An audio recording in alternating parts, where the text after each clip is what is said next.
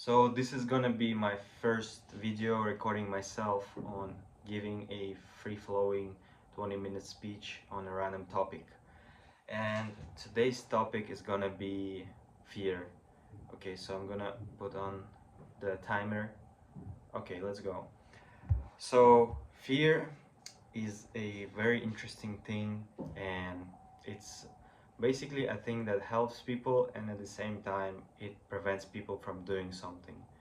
So firstly, how can how it can help people is by all people. Basically, we as people we have uh, internal instinct fear, like fear of heights, fear of different like dangerous animals, or like basically fears like that that really help us, or like fear of touching fire, something like that, right?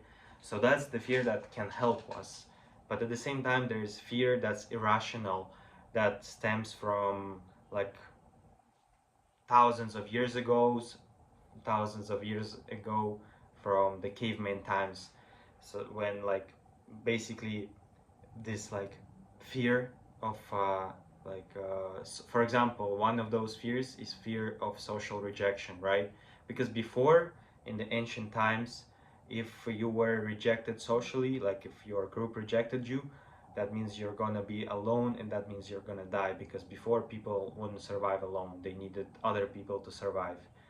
And this fear is still instilled in us, and but now it's irrational fear, because now it's not like if you're gonna get rejected socially, like by one group, that there won't be another group that will accept you. Now it's the opposite, that basically all people are divided in different groups, and those groups are divided in like smaller groups. And but basically, no matter what views you have, no matter what beliefs you have, you will most likely find your group.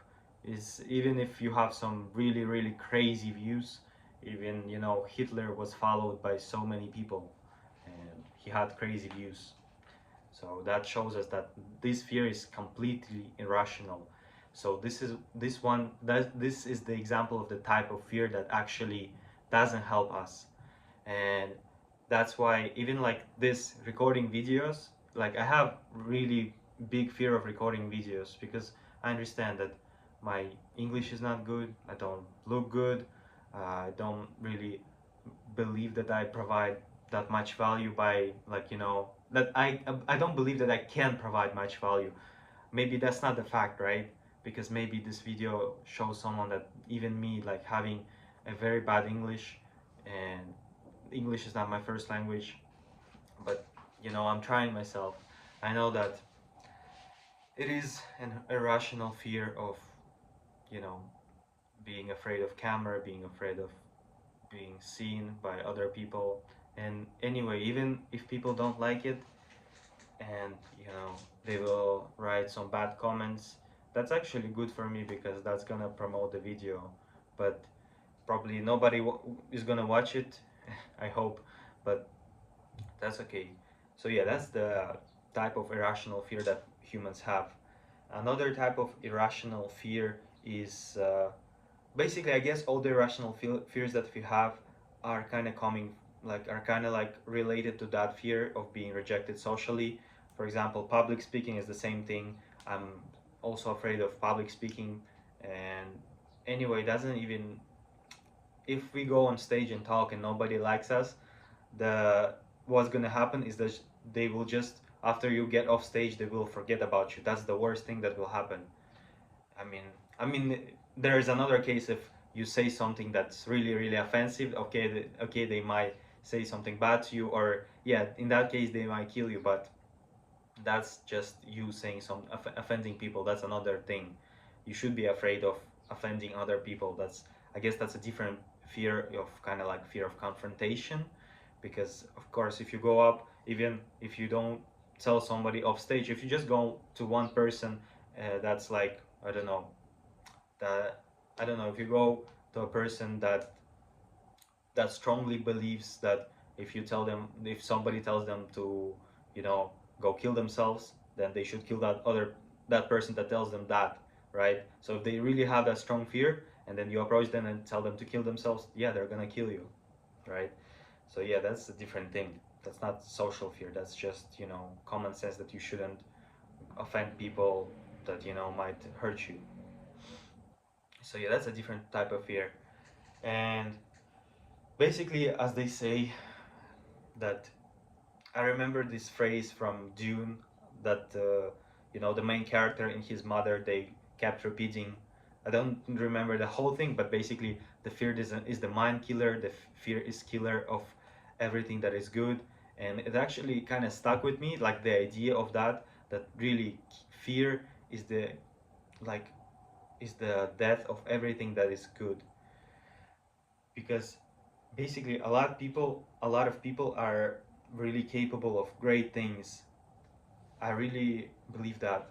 But you know maybe it's our conditioning, maybe it's something else, but yeah, we have those irrational fears that we're gonna get rejected by the society, that nobody will like us, that somebody might kill us for our views. And that's that's not a good thing, but I guess at some in some ways it protects us. In some ways it's actually good, because if you are able to overcome your fear of being seen, for example, and then you start recording videos, or another fear, for example, it's not even about the videos. It's, for example, you want to start a company, right? But then you have a fear that you're gonna fail.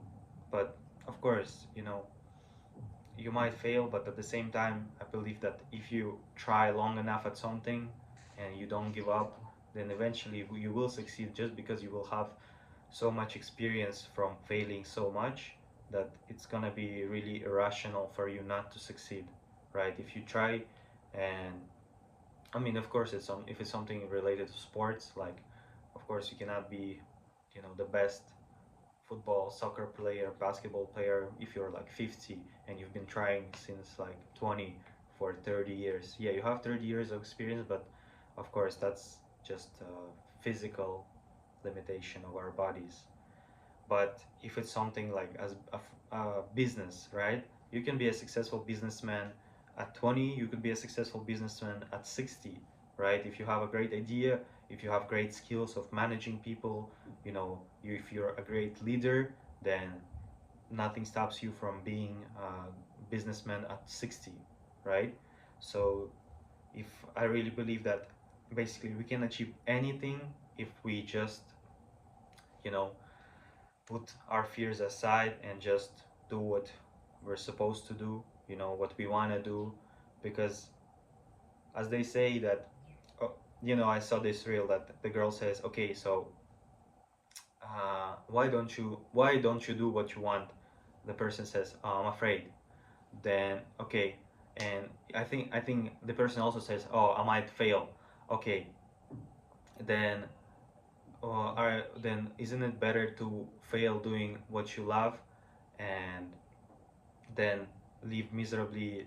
Like, you still might fail even if you do something that you don't love, but then they say, oh, might not, succeed. Oh, and then that girl says, well, imagine if you already are making money, like doing something that you don't love, like going to a regular job. Imagine how much more money you would make if you do something that you love, right? I guess I said it in the wrong way, but it's okay. It's okay. It's my first time, so it's okay. Everything is okay. Everything goes exactly as it should. And yeah, so another thing about fear is that, I guess the most important thing about fear is that it's actually like it's also a good thing, because imagine if we didn't have fear, then the competition would be much higher. Because, like, if people didn't have any limiting beliefs that they don't deserve something or they can do something, if everyone believed that they can do everything, and everyone believed that everything is possible, there would be much more competition. But at the same time, it would be much better for society that if people really didn't have any limiting beliefs, and they didn't have any like irrational fears, like afraid of being seen, afraid of failure, afraid of just success. Some people are just afraid of success because they don't know what they're gonna do when they achieve it, right? Like I think that's I have that kind of fear as well, because I understand that, in order to be successful at content, you have to create like a lot of it, right? You just have to, have a lot of, take a lot of attempts, try a lot, fail a lot, and then learn from your failures. And then that's how you're gonna eventually succeed, because you will just have so much experience, and you will have just a lot of, as they say, like kind of like in trading, it's called market experience. It's something that you cannot really like buy. It's something that you just get through time, because you've seen a lot of things.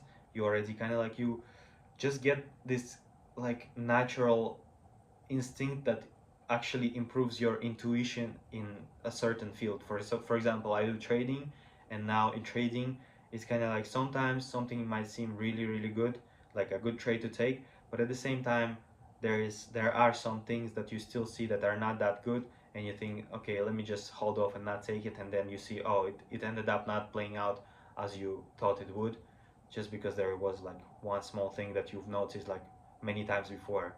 So I guess you improve your intuition by taking a lot of experience, right? And yeah, so as I was saying, for society, it would be much better if people really didn't have irrational fears. But as even probably for each individual, it would be much better. It's just maybe my mind cannot comprehend a world where nobody fears anything. Like they don't have irrational fears. It's still good to have, rational fears, as like fear of heights, fear of fire, fear of pain, right? Even pain is kind of like, pain basically, it doesn't exist, because pain is just our nerves telling our brain that something is not good for us, right? When we when we touch fire, it's painful just because it's like our nerves, they tell our brain, oh, it's not good for you, it's not good for your body, just take your hand off from the from the fire, right? So actually, like, if I'm pretty sure in the future there will be technology that will be able to kind of like, I don't know, maybe like alter your nerves, or like reprogram your nervous system in a way that, like, sometimes, like, some pains will be avoidable, right? For example, or just like as a experiment, probably there will be like a human that will remove all the, like, this nervous paths that trigger pain. Like, I mean, they give the signal to the brain that you feel pain, and then he'll just put his hand like in fire, and he'll be like, oh, it doesn't feel bad. But of course, his body will still respond, he will still have a burn, right? But he will just not experience pain. That's why we have those. Because if we didn't have those nervous, like, if we didn't have the nervous system that tells our brain that we have pain, then we wouldn't exist. Because every human would just be like, oh, I see a lion, oh, he thinks he's stronger, I'm gonna show him that I'm stronger, right? And that way we wouldn't really evolve, because we would all be so egotistical, because we'd be like, oh, I don't feel pain if, like, lion eats my arm, I'm just gonna attack until I'm dead, right? And then all the humans will be dead. Instead, it's like, nature is a really really great thing. It's like the I guess the most complex system in the world, nature, that created all of the things that created us, and it really has its own way of, creating things that will evolve on its own, right? It kind of like puts there like a small foundation, right? That we're afraid of pain, like we have nervous system, we're afraid of pain, so we cannot just go and brute force through a lion. We have to kind of like cooperate with other humans, and come up with a way to, you know defeat lion in a different way. Like, for example, we invented like spears. So, and a lot of humans, if we attack like five humans attack one lion with spears, I'm pretty sure they can take him down. Or like even a different way where you don't even need to attack a lion directly, and you can just attack it like I don't know, maybe like put it in a trap and then just like, you know, put it in a small cage somehow, and then yeah, just kill it that way, right? So that's the kind of fear that's really good.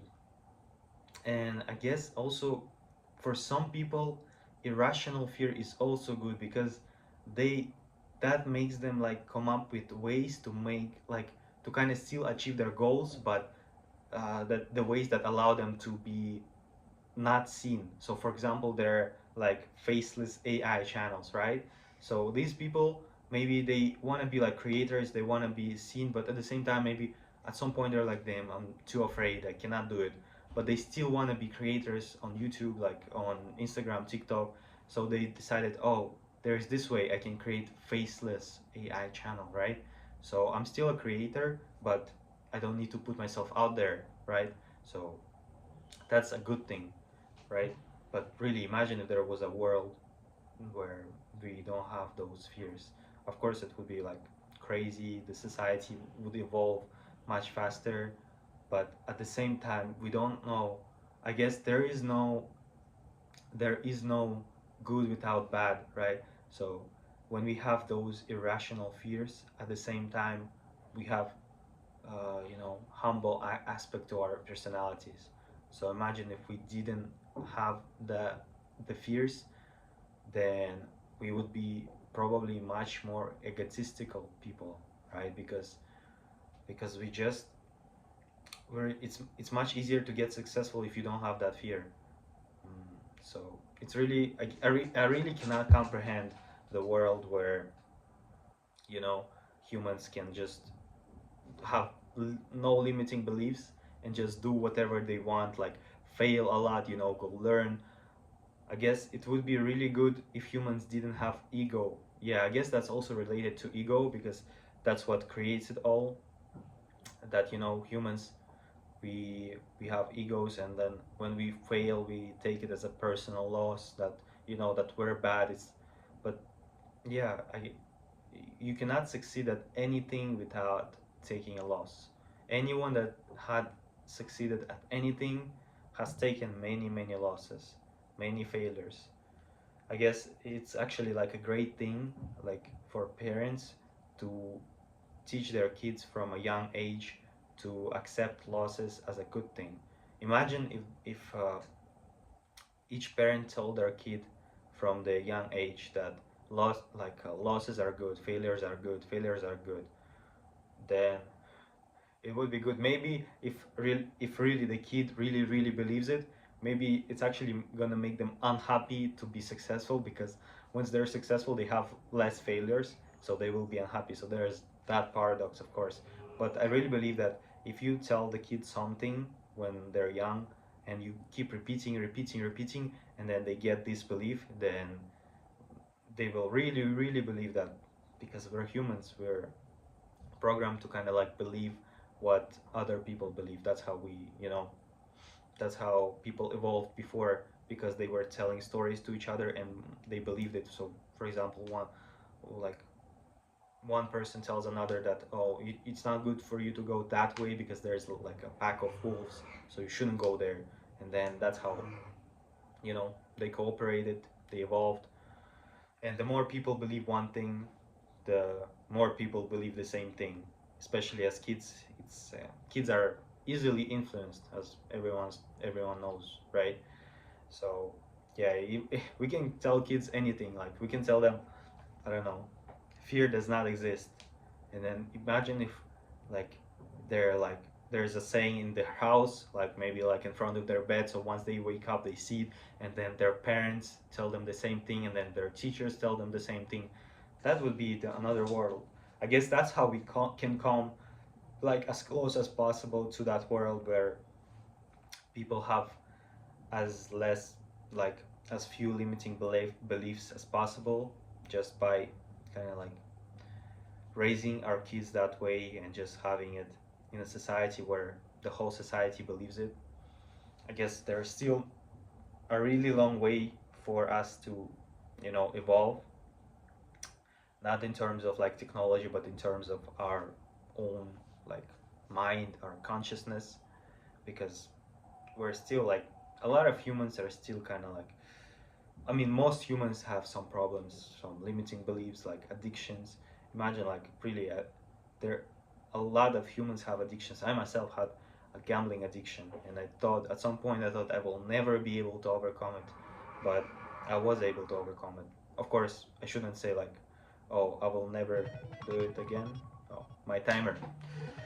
Damn, it was hard. I started a lot, but it's okay. It's good.